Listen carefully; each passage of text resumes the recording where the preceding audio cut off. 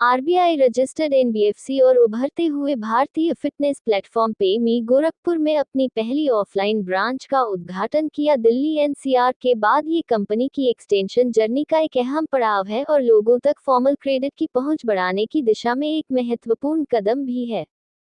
इस offline branch के जरिए लोन अगेंस्ट प्रॉपर्टी के तहत 20 लाख तक का लोन उपलब्ध कराएगी। इसके लिए रेसिडेंशियल और कमर्शियल प्रॉपर्टी दोनों स्वीकार की जाएगी, साथ ही कंपनी ओन्ड और रेंटेड असेट्स को भी स्वीकार करेगी, जिससे ज्यादा से ज्यादा लोग सिक्योर क्रेडिट का लाभ उठा सके। एलएपी की सुविधा 3 से 10 साल तक की फ्लेक्सिबल टेन्योर के साथ उपलब्ध होगी। बोले तो अपना नाम और डेजिग्नेशन बता दीजिए।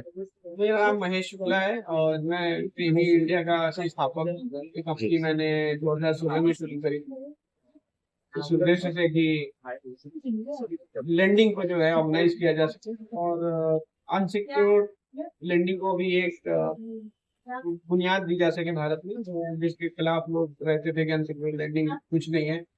दूसरी एक ये थी कि एक बहुत बड़ा तबका था जो अंडर सर्व्ड है, जिसको लोग नहीं मिल पाते हैं और फिर वो इधर उधर साहूकारों से देते हैं मोटे ब्याज पर।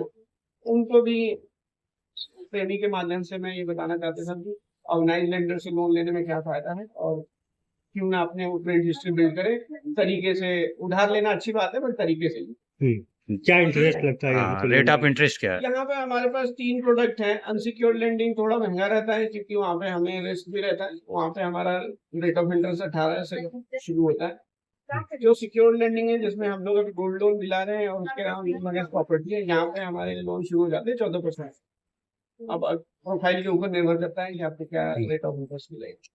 तीसरा 3 तरह के लोन है ना?